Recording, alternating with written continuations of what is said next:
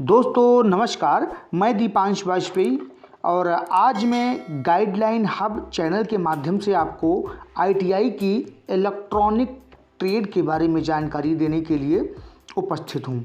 आपको इस वीडियो के माध्यम से जानकारी मिलेगी कि आईटीआई की इलेक्ट्रॉनिक्स मैकेनिक ट्रेड के बारे में उसकी योग्यता क्या होती है, यानी अगर आप प्रशिक्षण प्राप्त करना चाहते हैं या प्रशिक्षण लेना चाहते हैं तो उसके लिए योग्यता क्या निर्धारित की गई है, और अगर आप आईटीआई इस ट्रेड से कंप्लीट कर लेंगे तो आपको जॉब कहाँ कहाँ लग सकती है, और इस कोर्स की फ़ीस क्या होती है, और इस कोर्स में प्रवेश के लिए क्या प्रक्रिया अपनाई जाती है जिससे आपका प्रवेश इस ट्रेड के अंतर्गत हो जाता है।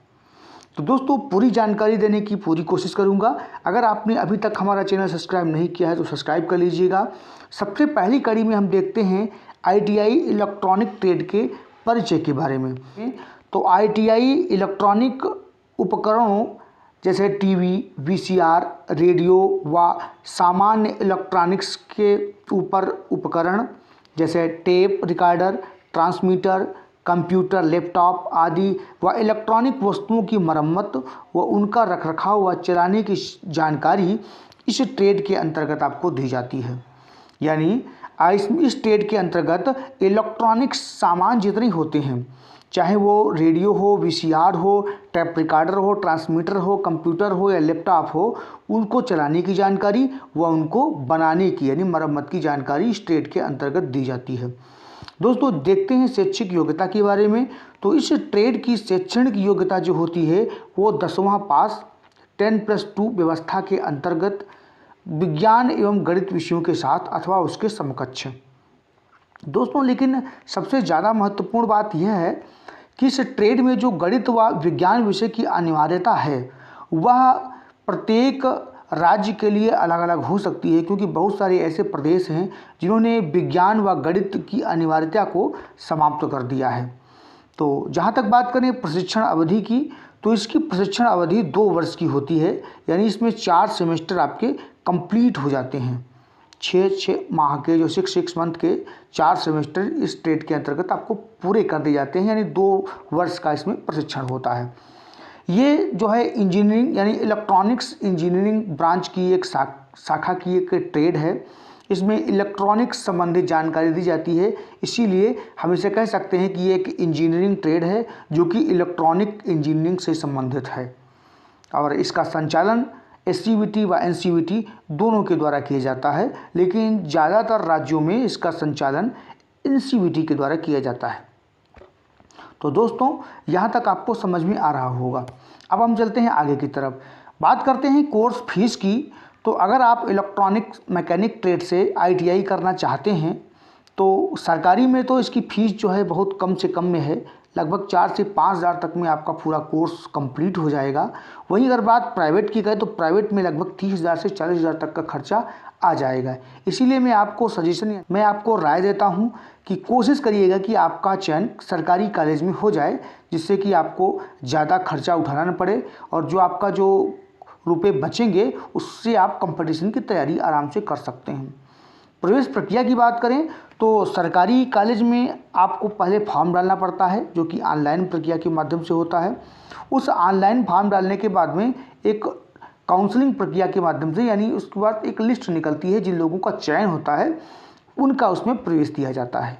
वहीं प्राइवेट की बात करें तो प्राइवेट में पहले आओ और पहले पाओ के आधार पर इसमें सिलेक्शन होता है, यानी प्राइवेट में आप आराम से प्रवेश ले सकते हैं। लेकिन इसकी फ़ीस ज़्यादा होने के कारण मैं आपको राय नहीं देता हूं कि आप प्राइवेट से कीजिए, कोशिश कीजिए कि आपको सरकारी कॉलेज मिल जाए।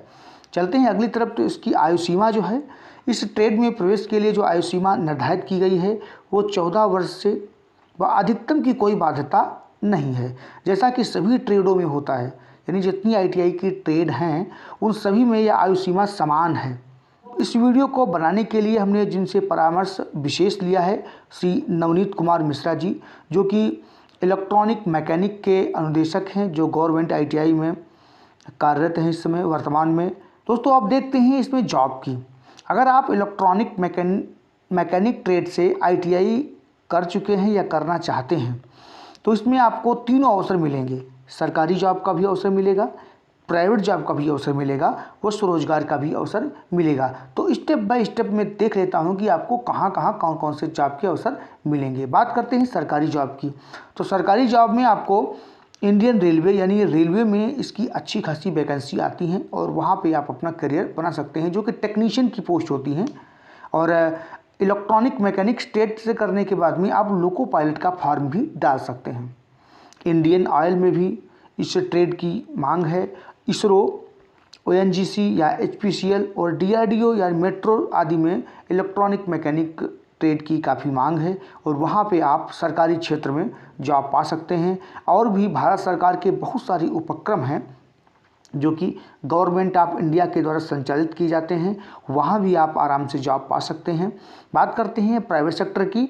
तो प्राइवेट सेक्टर में सैमसंग जैसी company, Philips, LG, Sony, Redmi व जो कंपनियां इलेक्ट्रॉनिक्स सामान बनाती हैं, वहाँ पे आप आराम से इस ट्रेड से ITI करने के बाद जॉब पा सकते हैं।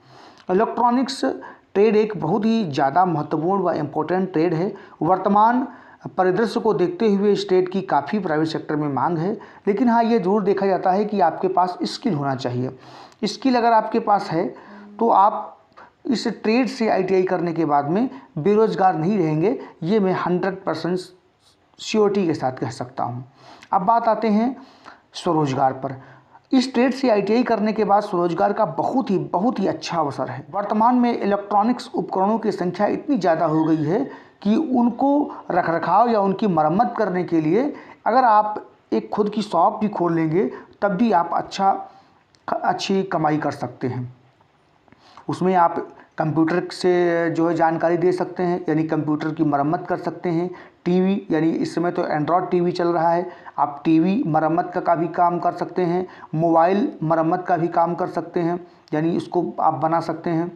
तो ऐसे बहुत सारे इलेक्ट्रॉनिक्स उपकरण हैं जो इस ट्रेड से ITI करने के बाद आपको जानकारी मिल जाएगी कि कैसे हमें करना चाहिए और आप आराम से जॉब पा सकते हैं।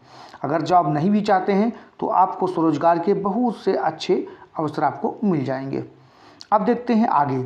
अगर आप स्वरोजगार भी नहीं करना चाहते हैं और जॉब भी नहीं चाहते हैं करना, और आप चाहते हैं कि मुझे ITI से हट के कोई अच्छी जॉब मिले, तो आप इस ITI ट्रेड से करने के बाद में लेटरल एंट्री के माध्यम से सेकेंड ईयर के पॉलिटेक्निक डिप्लोमा में सीधे प्रवेश दे सकते हैं। यानी अगर आप ITI करने के बाद में पॉलिटेक्निक करेंगे तो सीधे आपका सेकेंड ईयर में प्रवेश हो जाएगा। और अगर आप पॉलिटेक्निक करने के बाद में BE या BTech या संबंधित शाखा, ऐसे मान लिया इलेक्ट्रॉनिक्स इंजीनियरिंग की जो है शाखा की ट्रेड है, तो अगर आप इलेक्ट्रॉनिक्स इंजीनियरिंग से BTech या BE करेंगे तो आपको 1 वर्ष की वहाँ भी छूट मिलेगी, 1 ईयर की वहाँ भी छूट मिलती है आपको। यानी इससे कह सकते हैं कि फर्स्ट ईयर आपको नहीं देना पड़ेगा और सिर्फ आपकी फीस भी बचत होगी और आपका समय भी बचत होगा। तो दोस्तों, लेटरल एंट्री के माध्यम से ITI करने के बाद सीधे सेकेंड ईयर के पॉलिटेक्निक डिप्लोमा प्रवेश व उसके पश्चात आप BTech BE व संबंधित शाखा से, अगर आपको अध्यापन क्षेत्र में रुचि है, यानी अगर आप टीचिंग करना चाहते हैं और आपको रुचि है कि मैं टीचिंग करूं, ये तो आप CTI कोर्स भी कर सकते हैं। CTI कोर्स यानी इस ट्रेड की बहुत सारी 5 या 6 जगहों पे इसकी CTI ट्रेनिंग भी होती है। अगर आप CTI ट्रेनिंग से संबंधित जानकारी चाहते हैं तो प्लेलिस्ट में जाकर के आप उसका वीडियो देख सकते हैं। तो ये तो थी जानकारी इलेक्ट्रॉनिक्स मैकेनिक ट्रेड के बारे में। तो जाहिर है कि आपको वीडियो पसंद आया होगा।